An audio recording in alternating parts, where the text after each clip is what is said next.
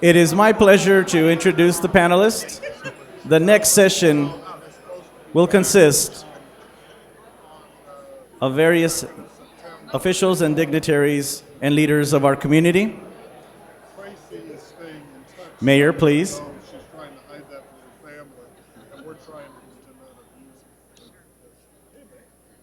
Thank you so much.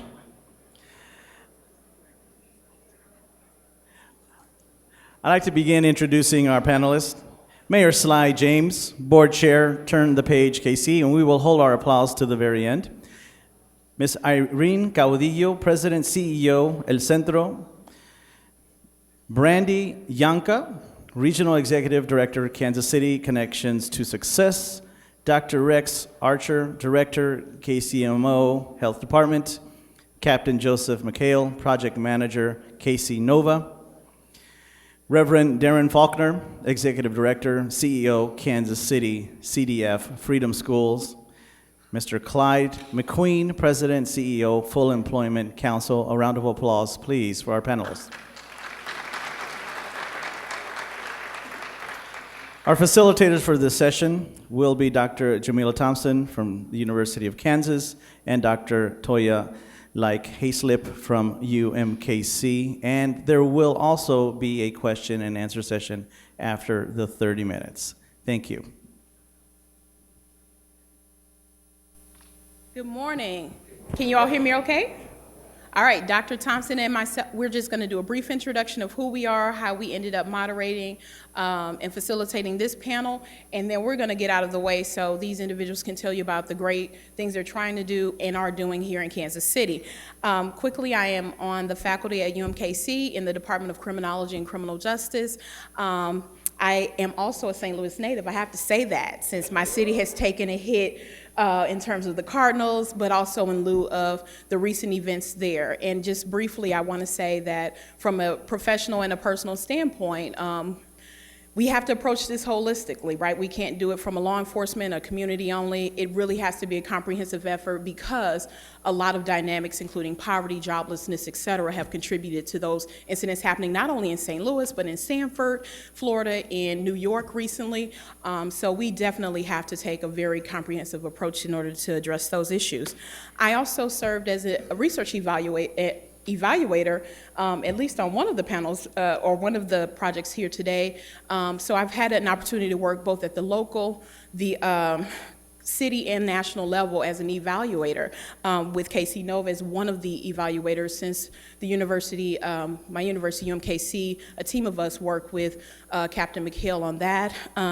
Also, really localized with the Hickman Mills Prevention Coalition in South Kansas City, and then now nationally with the Prison Rape Elimination Act, which was signed into law a little while ago, and Johnson County, Kansas was selected as a pilot site for that initiative. So I am just elated that we have a research panel and to talk about these programs here in Kansas City and how research can play a part in that.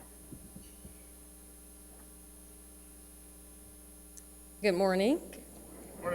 I'm like Dr. Smith, I talk pretty fast usually, and that means I'm getting excited, so expect it to continue to go faster.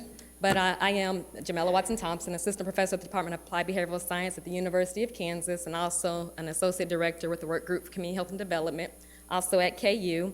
And really what our panel that we're going to facilitate is talking about is climbing the ladder, steps to a brighter future. And so really what we're thinking about is how. How do we climb the ladder to success for that vision that we have as it relates to all youth, particularly males and young adults of color, achieving their fullest potential?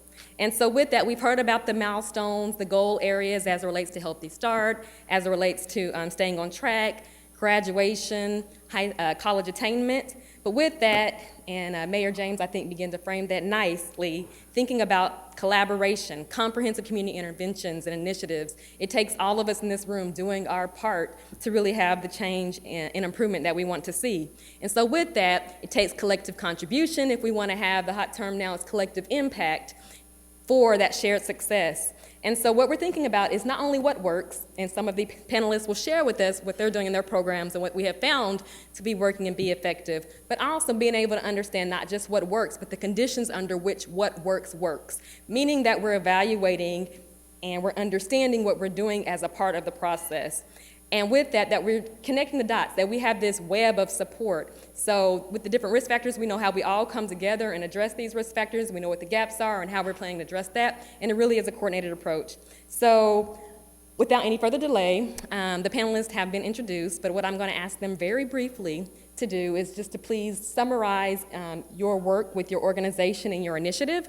And then Dr. Like will help to ask us some questions to really get into the meat of what we want to discuss in this panel. So we can just begin. Mr. McQueen, sorry. I appreciate the promotion. My name is Clyde McQueen, and I'm president of the Full Employment Council, and we are the region's workforce agency. We service a 5-county area. Basically, there are 4 things that we have found are necessary to engage young adults, people of color, young men in particular, and young women in particular, because they are both up under stress. Presently, they are the highest unemployed group of any socioeconomic group in the country, except for people with disabilities. And the question is, how do you engage a young person who basically may have warrants, not for beating anybody up because they got a car tag that expired, they got a child support case, and when somebody does a background check to work as a janitor, they get kicked out. And the challenge for us is, how do we do an earning and learning continuum with that young person? Second question is, once they get a job, how do they keep it? What do they do when there is conflict that interrupts on the job, or their car breaks down, their child care goes bananas, and they don't have a way to do it, and they only got 24 hours to make a decision. The third thing is how do we go about creating a situation where the peer group that they have lived with all their life is not able to enjoy the same benefits that they do, and how does that go back and forward in terms of them continuing their lifelong learning aspect? And finally, what is it that we can do as a team without being so judgmental of people who have made mistakes? The Bible was created for people who made mistakes. But we, quite frankly, are so judgmental when somebody makes one. We never forgive anyone. And I just hope we all remember when we were young what we did, and if nobody forgave us, where we would be.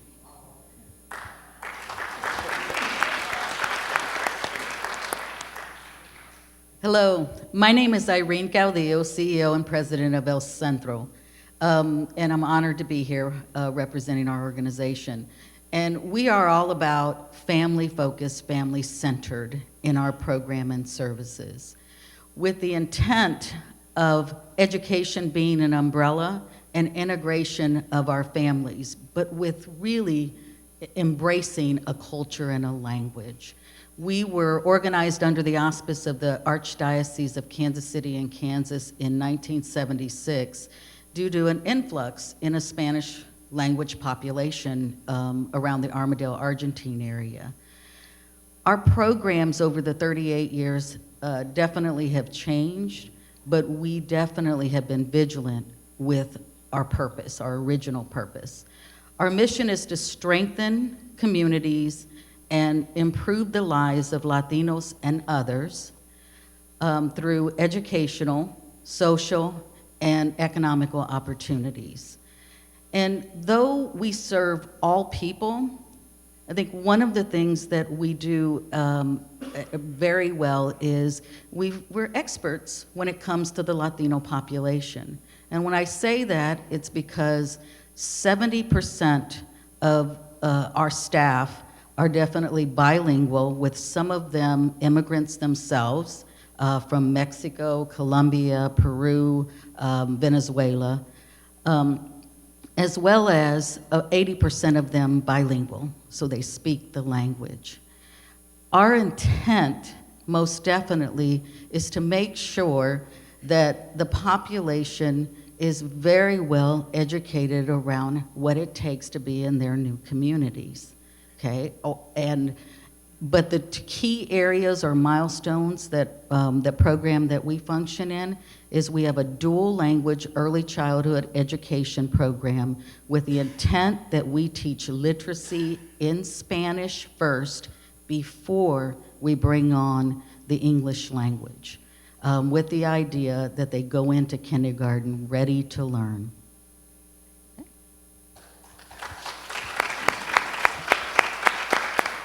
Hi, my name is Brandy Yonka, and I'm the Regional Executive Director of the nonprofit organization Connections to Success. We've been in Kansas City for just over 10 years now, providing services to adults with significant barriers to employment, be that if they've been formerly incarcerated, if they're coming out of domestic violence and generational poverty. The vast majority of the individuals that we serve are non-custodial parents and non-custodial dads. So we've served about 85% are non-custodial dads, and really working with them to become employed, to achieve economic independence, but also to engage or to re-engage with their children, and to really see that significant impact as, you know, these are great programs going on, and how can we work with the parents to build those relationships and foster the growth with their children. We have offices at 31st and Troost, and we're also located in Wyandotte County, so we're by state. And again, we just really work to get individuals employed. We provide hope resources and a plan, and I think hope is the big piece. Hope is something that the government can't do. Hope is something that the community can do. And we do that through our volunteers and through our staff. We have a mentoring program that we're always connecting our participants with mentors to help them provide that ongoing support, to talk to if they're having a challenge, but also to talk to when they're having good days and to help celebrate with them. So we're thrilled to be here. Thank you.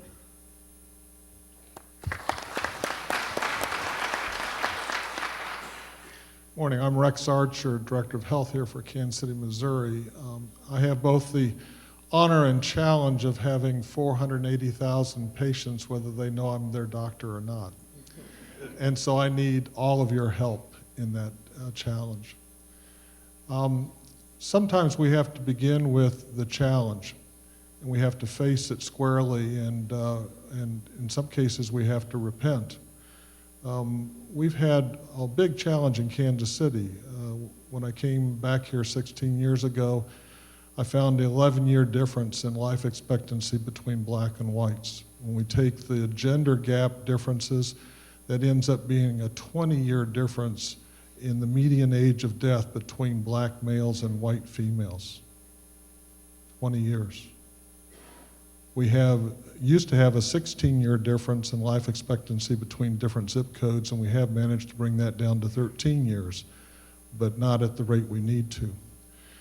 In public health, when we don't see the progress occurring at the rate that it needs to be occurring, it's usually because we haven't diagnosed the problem correctly and we don't have the right solutions. Illness care, health care can maybe impact 10% of how long we live. We run over a dozen programs that are starting to address some of these issues. We're partnering with other groups like CCO, Communities Creating Opportunity, and More Squared to address living wage, to address predatory lending, a whole bunch of things that impact our youth.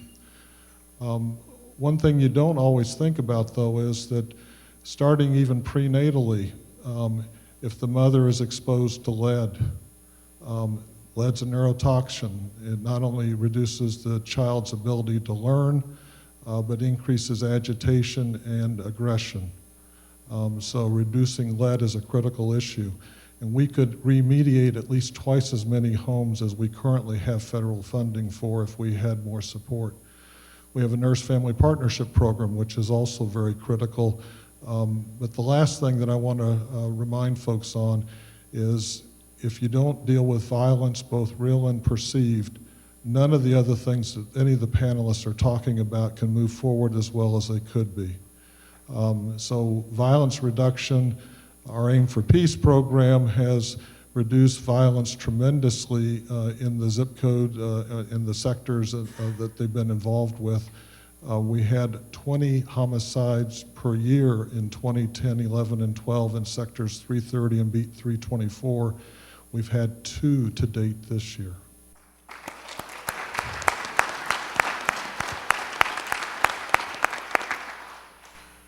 Good morning. First, I'd like to thank all of the people, all of the young men who showed up in the bow tie support group. Thank you very much. And I'd also like to ask that the board members and Executive Director of Turn for Peace, please stand. Come on, Carol, Mike, Uziel, Casina. I'm sorry, did I say Aim for Peace? I meant turn the page. All right. Turn the Page is a program that is born out of my personal bias. I was fortunate enough to live in a two-parent household at 44th and Montgall, where my parents worked 2 jobs apiece for the sole purpose of sending us to Catholic schools because they thought that was where the best education could be found.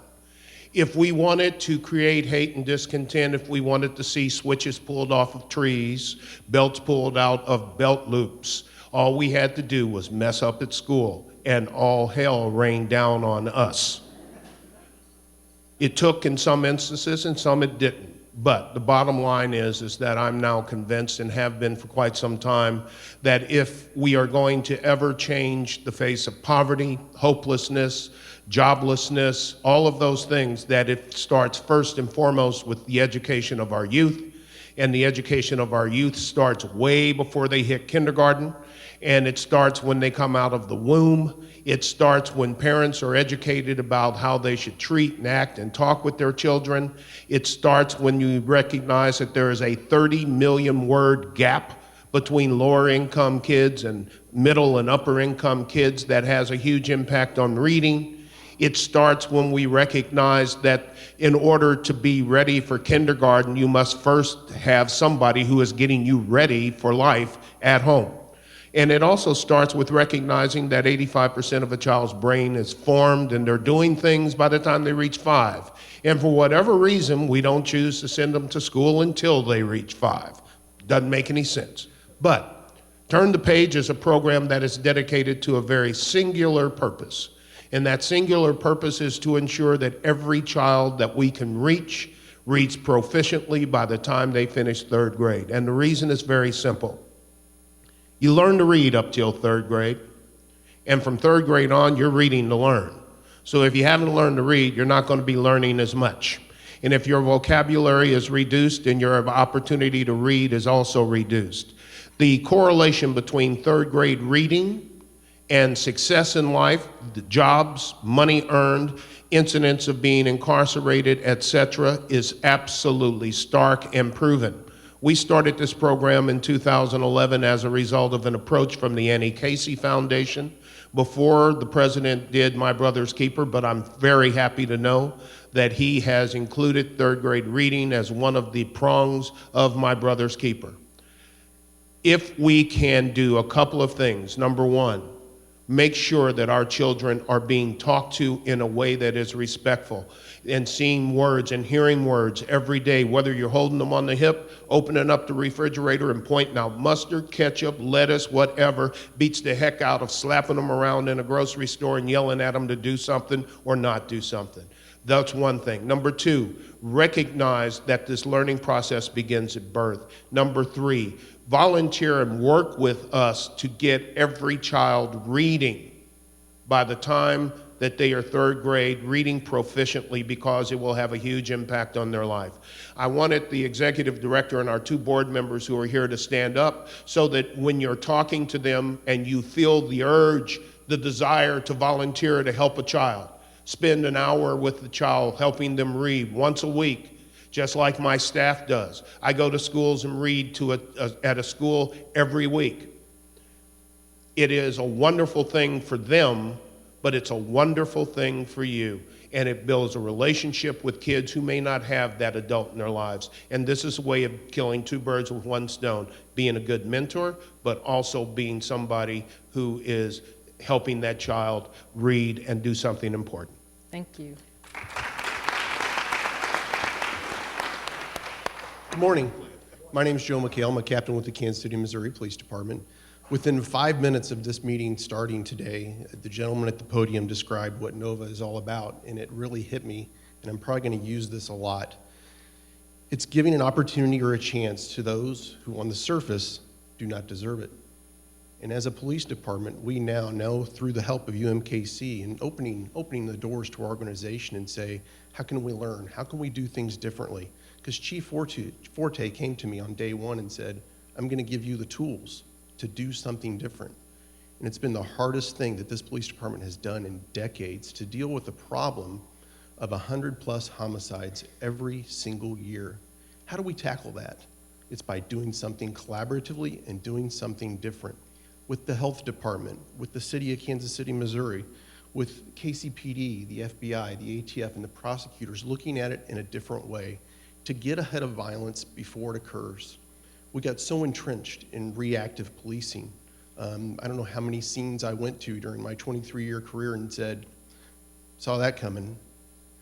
And now we have the opportunity and the chance before us to draw upon our resources of our community that are so massive and so immense to prevent it before it occurs.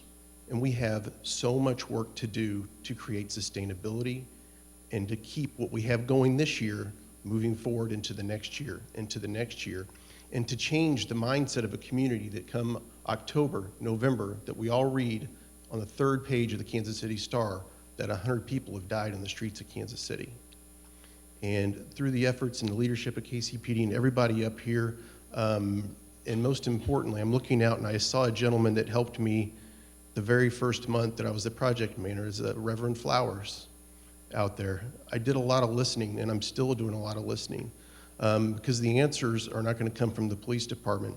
And the ability for us to change isn't going to come from within. It's going to come from groups like Mothers in Charge, a group of women that have all lost their children to homicide, and listening to those individuals and using the individuals like Reverend Flowers to get to the individuals at risk and change the path and the course of violence that they are on, because there is truly another direction for them. Thank you.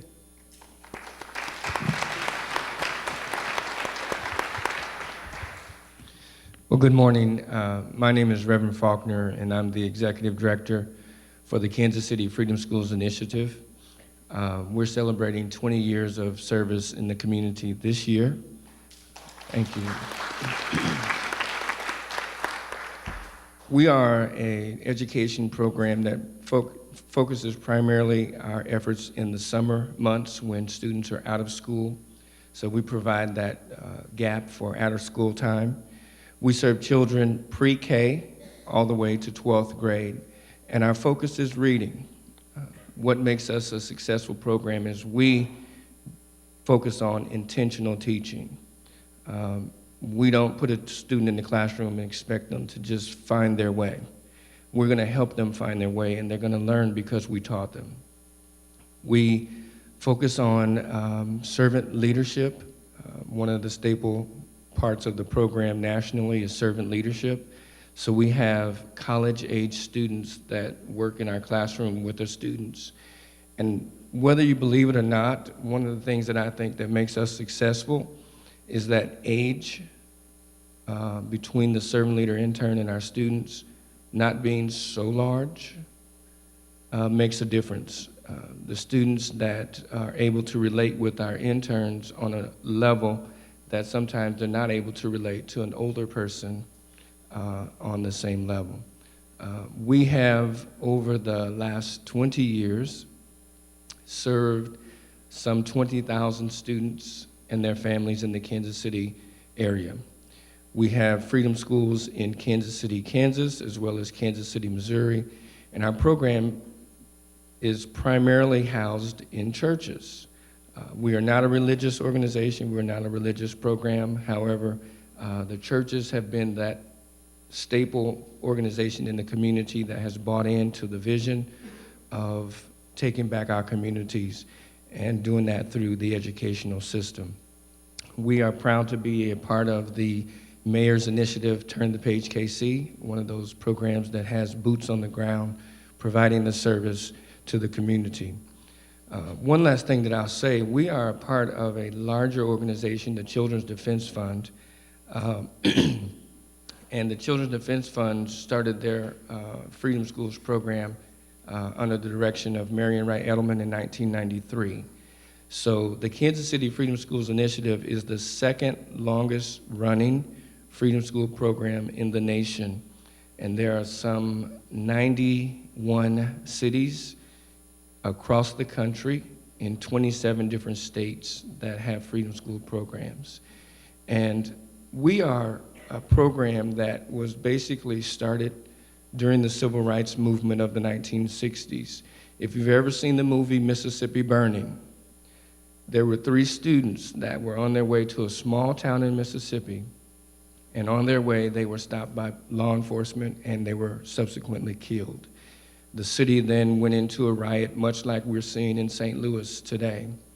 And those 3 students were members of a freedom school. And so we have been around for a long time, since the 1960s, rebirthed by Marion Wright Edelman in her hometown of Venticeville, South Carolina in 1993, and Kansas City came on board in 1995. We also provide a Saturday Reading Academy for K through 3rd grade, K through 4th grade, and our focus again is on reading and literacy. And one of the other things that I'll say that makes our program very successful is we have a strong parent involvement component. Parents must be involved in their children's education to be a part of our program. We have research that supports the success that we have seen over the years, but I am grateful to be on this panel today. Thank you, panelists, for sharing about your programs. Dr. Like is going to ask some key questions, and then we'll open it to the floor.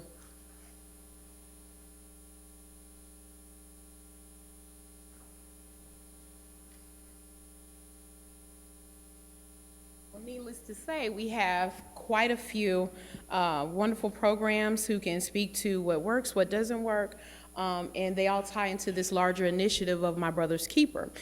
So moving along, I'm going to open up the first question to our panelists. First question, what lessons have you learned about program development, implementation, and evaluation for comprehensive community-based efforts, similar to what My Brother's Initiative is aiming for?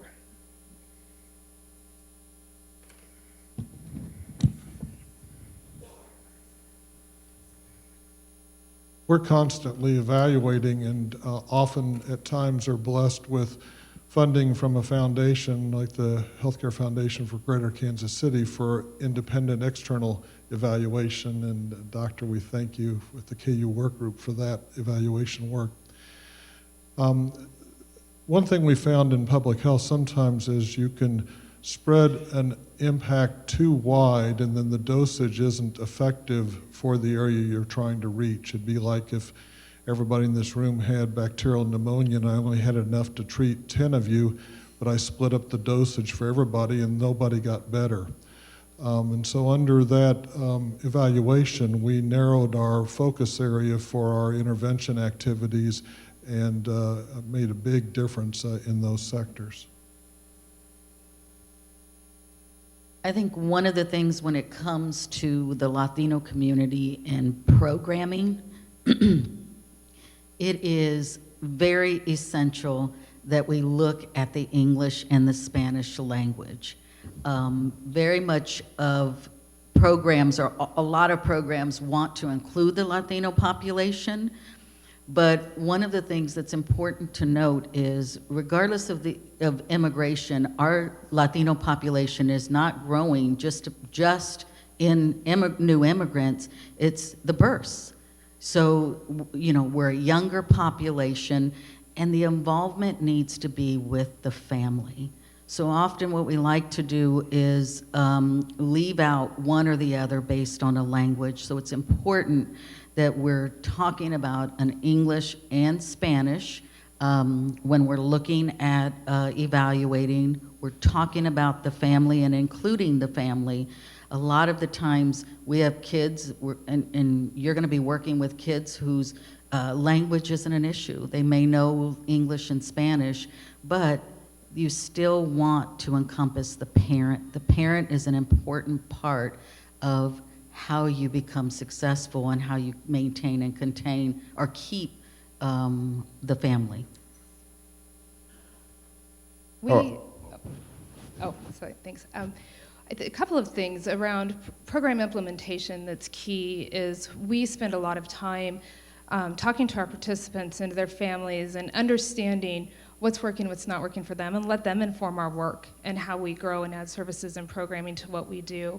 We employ past participants and also utilize them in peer mentoring, which we think is critically important as we continue to provide services and looking for those key pieces. In regards to evaluation, we are currently undergoing an impact evaluation of our fatherhood initiative, and it's a it's a fascinating thing to be involved with, but to really learn and to have it guide our work and really proving that our outcomes are working and our work is providing a significant difference in the community. So I think evaluation is critically important to continue to grow and to provide services and again to really inform the work that we're doing.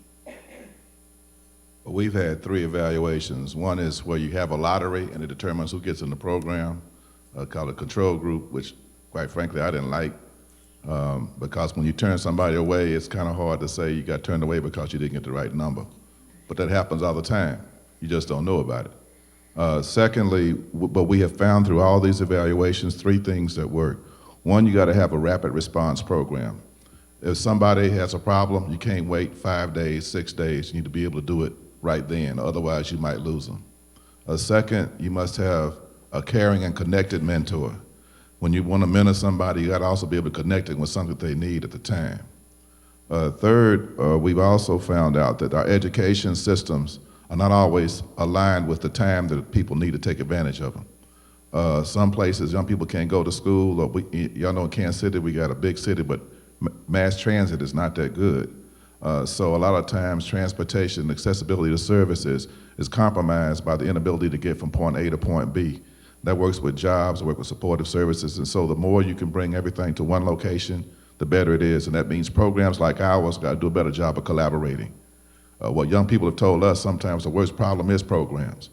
Because they don't talk, we compete, and it is so much need out there, we need to figure out how we can get in a different space on the same football field. And if we can do that and combine it with being open to criticism, sometimes we all get, touched because somebody has something to say that might mean we should look at it as a way to improve what we're doing for our community, treat it as a customer. How does the customer tell you to do something better? You try to look at it and see how you can improve what you do. So those are some of the things that we found out. I come from a slightly different perspective being in government. It is not uncommon for me to have somebody come and meet with me about some program, and I'll ask them, who else are you working with?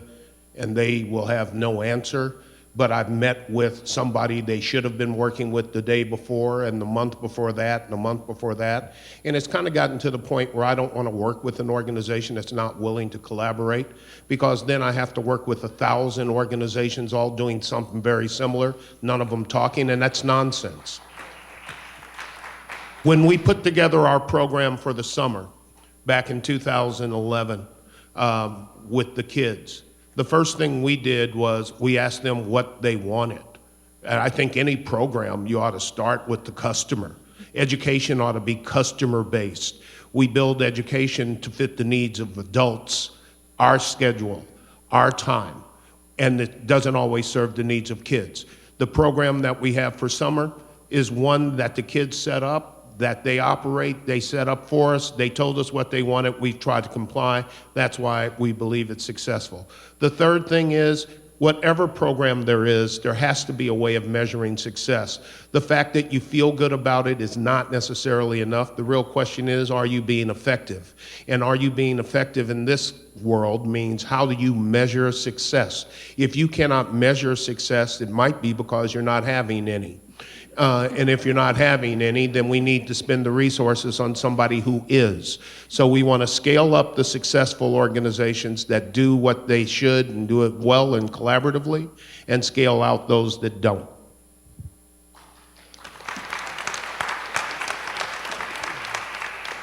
KC-NOVA stands for the Kansas City No Violence Alliance, and with that comes partnerships and collaboration with the U.S. Attorney's Office, Probation and Parole, KCPD, ATF, the City of Kansas City, Missouri, the Health Department, UMKC, and everybody has been looking internally at their own organizations and saying, what have we been doing for so long, and how can we do it differently?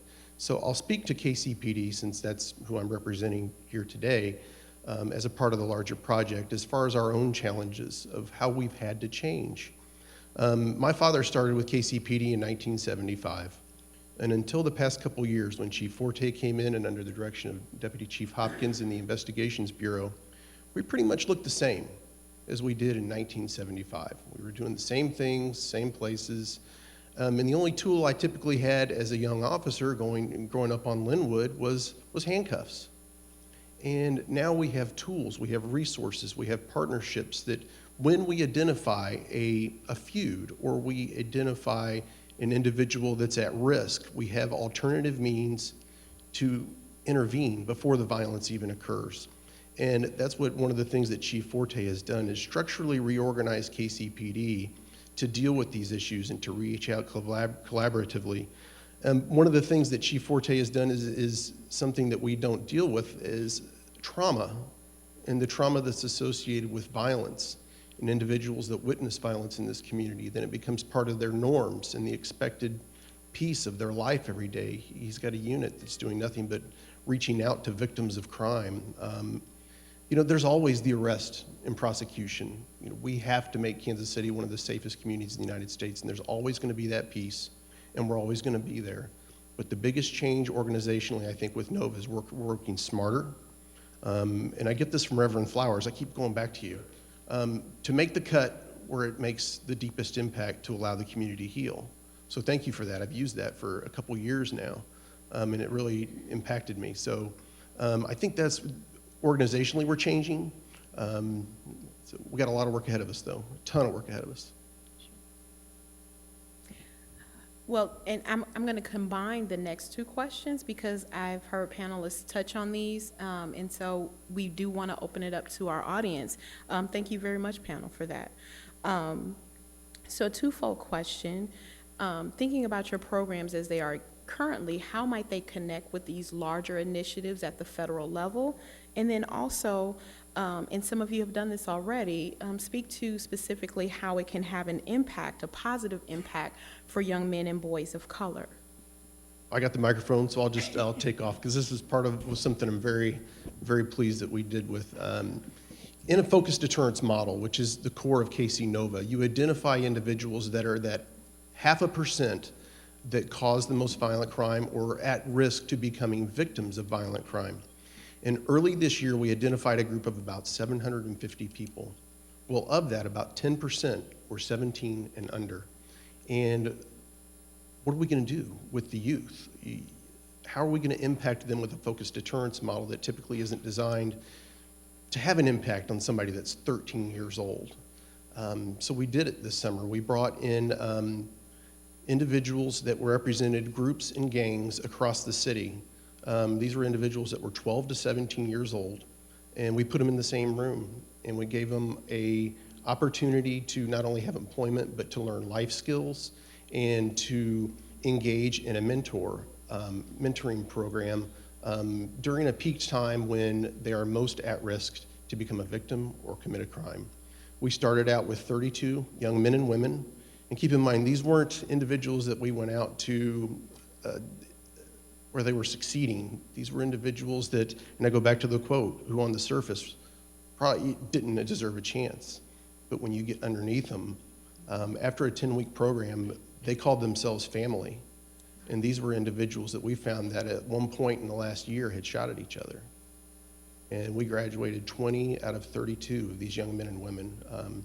So that's one of the steps, I think, in being a brother's keeper, is this community stood up and brought them together.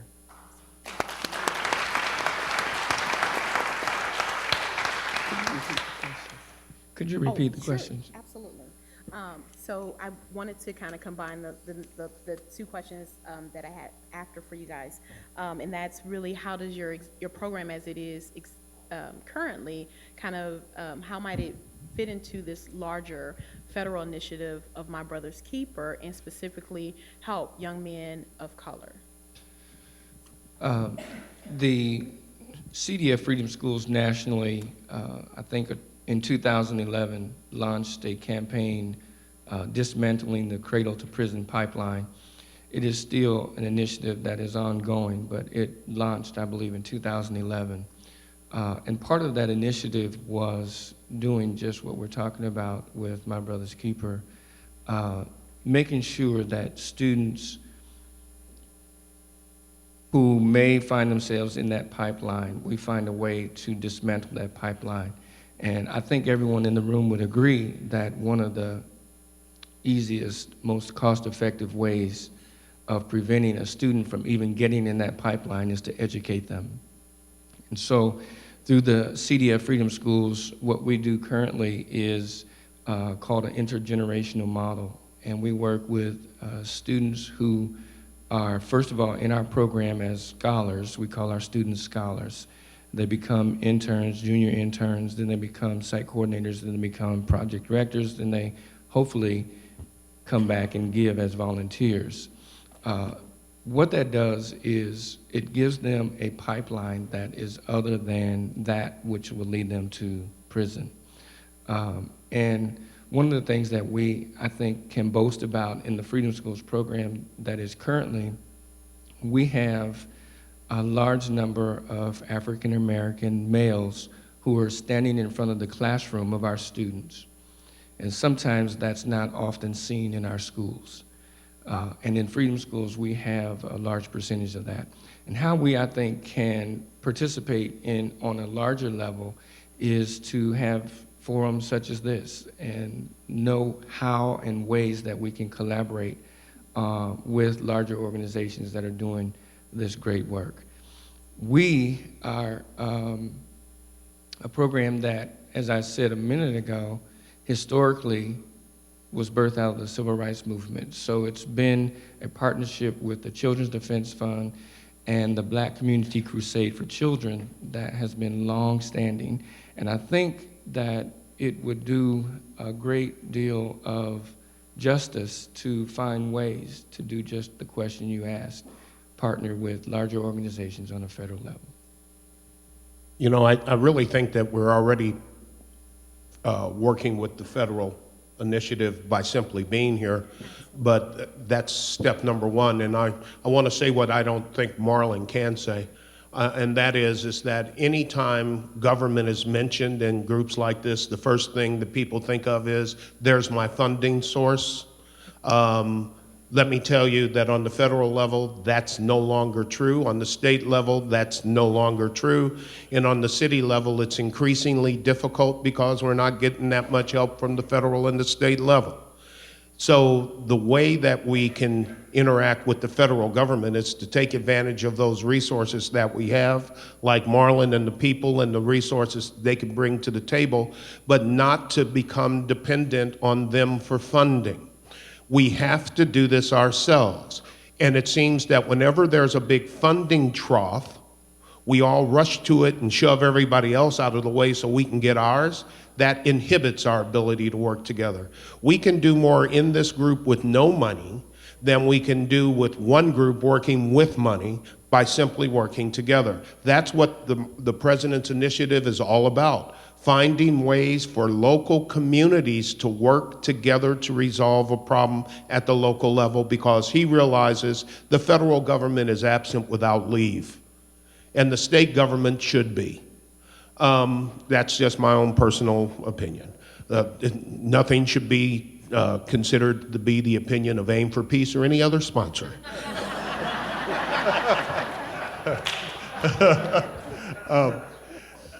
And it's interesting, as a health department, 80%, 75% of our budget is contracted out for services, because if we find a partner out there that's got the connection, why reinvent the wheel? So a lot of our services are contracted out. We also, half our budget, operating budget, actually does come from various federal grants from different departments. One of those, we actually do by-state activity in 11 counties. So I'm real proud of our fiscal officer and our fiscal accountability, so that any granting group, whether it's a private foundation or state or local or federal government, knows that the dollars are going to be accounted for and spent in the way that they're supposed to be spent. So I think that's a big piece of this. And it is working together. It's making stone soup and putting that stone in and then getting the next person to add to it and working together. I want to talk a little bit about the population we serve and the fact that regardless if federal government is mentioned or state government, there is a mistrust. There is a lack of education and lack of understanding of the opportunities that even those that are citizens have, because some of our mixed status families. So we have parents who might be undocumented and the children citizens, or we may have one parent. So trust is a big factor with our community.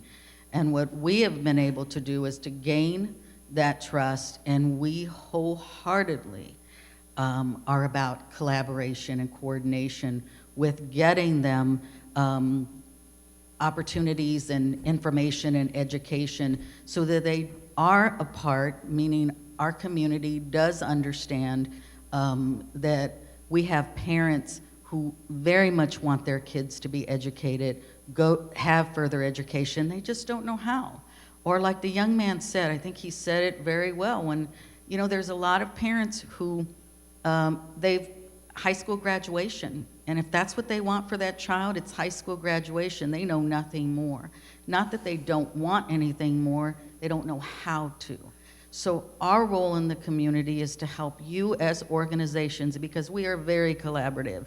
Police, school districts, I mean, our goal is to make sure that we are helping our folks understand roles, information, and education. So what I can say is overall, and let me clarify, El Centro does early childhood education, after school summer, emergency assistance, financial literacy, home buyers association, health education, health navigation. And we were very instrumental when the health exchange came out and really getting folks to understand the requirements and how important it was to become insured. There's still that trust factor. But you know what? We also need comprehensive immigration reform so we can get these folks out of the shadows. Well, I guess needless to say, I mean, we have a wealth of programs here in Kansas City and the greater metropolitan area that are all working toward this initiative in their own right. And so I really want to open it up to all of our attendees with specific questions that you all might have of these, again, just wealthy organizations that we have right here. And we'll limit it to 4 questions, please.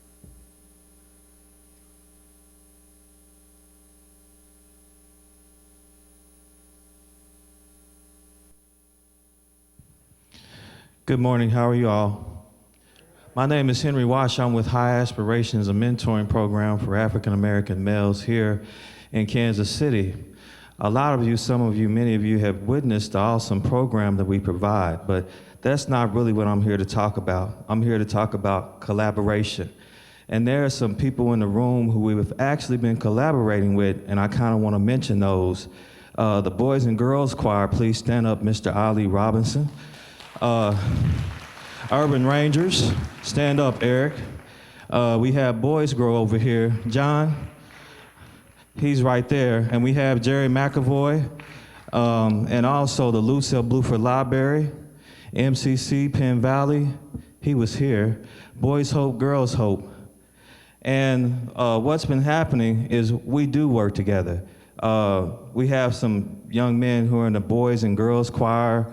Also, we really enjoyed working with Eric. We have some great stories to share.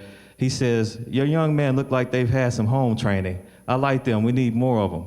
And then we also have with Jerry McAvoy, he provides a bus for us whenever we need our young men to go somewhere, and our young men do attend his program as well. My question to you is, how can you support us better? Really where the rubber meets the road, we need money. We need money for these kids. And we partner with Ad Hoc too, my friend Alvin. Stand up, Alvin. Alvin's actually helping us in a great way. He gives us referrals, and Nina, I gotta add you in there. And my friend Dr. Franklin in the back, he's another one. He helps us, he's a cheerleader. How can you help us? I mean, it's not about money, it's more so about us coming to the table, and when we come to the table, are you gonna speak our language? Are you gonna speak our language? Meaning that we can speak your language, but are you gonna speak our language too? Do one of the panelists want to respond? Maybe just one. I think one thing that we have to all understand is that there will never be enough money. And so what we need to do is to figure out how we all come into the same place. We need to all have places, we all have neighborhood one-stop shops. That's what we can do. I might not be able to come to you and say I can guarantee somebody will be able to go to school because my budget happened to run out the day before. But I can come to you and say, how can we package up and go to the college together to see what opportunities we can do? So we gotta all, I think the mayor said it best, and y'all know, I know about the federal government, it's broke. We need to quit this pipe dream about the money being out there. It's not. But what we can do is to go with you to show young people that we are working together. And secondly is that when we all need both young and old mentors. I don't think we need young people to be mentoring. We also need some of the OGs, as I would call it, in the mix. We have worked with the Sigma Pi Phi, the Alpha gave a picnic 2 weeks ago. We had a number of young people doing college tours. We got Sigma Pi Phi, who are a bunch of retired black executives that are working around. So I think we should all be willing to come to the same space and tell people when we don't have the money, say we don't have the money. You know, my staff always tries to worry about telling people no. Sometimes it's not possible because you don't have it. And I think we need to all figure out what it is we can say to try to work effectively with each other and then be able to say, Mr. Wash, we can do these things and these things, we can't do these, but here's what we can do. One thing, first of all, how many organizations out there need money? Raise your hand. Okay. Who here thinks, where do you think the money's coming from? We can't do it. We can't do it, but I'll tell you how you can get closer. The more collaborative you are, the better able you are to document your results and your achievements by doing it across the board, the better your programming, the way that you work together, then you put a package together and you go after funding. But no funding source has the ability to fund every single program. It just doesn't work. There's not that money out there. And every penny is being fought over. So if you want to get funding, you have to be able to put a package together that says our organization is collaborating with 15 other organizations, and as a direct result of that collaboration, we have done A, B, C, D, E, F, and G, and we can prove it, then you got a chance. But if you just walk in and say, we're good guys, we're doing good stuff, I need some money, sorry. Everybody that walks into my office says that, and we can't do it. And it doesn't happen at the state level, and it's not happening much at the federal level. Competitive grants is the way that things happen anymore, and competitive grants means you've got to be able to show that you're better than the next group. And if you can't do it with data, it ain't gonna happen very well. Our health department has a data specialist, and we have over 1,000 requests a year for data. So if you're working on grants and in that collaborative mode, contact us and see if we can find the data or some support for you in that grant writing process. Thank you. And we have a second question. My name is Nana Oliver, and I just want to ask a question that I've asked a lot lately. Speaking of the over 100 homicides that we have in our Kansas City area, how well prepared are you to deal with in your programs? What about the children who have been victimized by homicide? Those 100 or so homicide victims leave behind children, and those children have to grow up in this Kansas City area without mothers and fathers and grandmothers and aunts and uncles and brothers and sisters that have been murdered. I raised 2 children whose father was murdered February 1st, 1996 at Bridal Hall. And it's not an easy task. You know, it's not, you can't answer questions when your children want to know why. You know, my daughter has asked me, why did Edward Wilkes kill her father? I can't answer that question. So how prepared, how informed, and how educated are you when our children that have been victimized by these homicides come into your programs? How will you handle that? That's a very good question. With the Freedom Schools program, our curriculum is so rich in its effort to reach violent families that have experienced violence or different things of that nature. Our core curriculum uses authors that are generally African American authors.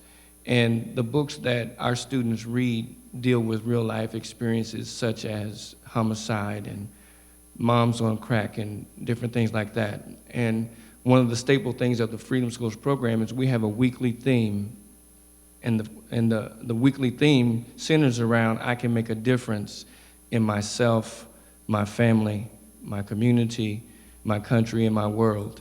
And each week there's a focus on that particular theme in the books that are read. And many times the children are able to see themselves in the book through their own life experiences because that's what the book is talking about. The other thing that I would say to that is we have a mental health professional as part of the Freedom Schools program that can meet and talk with students on an individual basis about issues that come up as they go through the weekly themes. It's essential to be able to address a child's social emotional behavior if you want to teach them academically. And we in the Freedom Schools program seek to do that.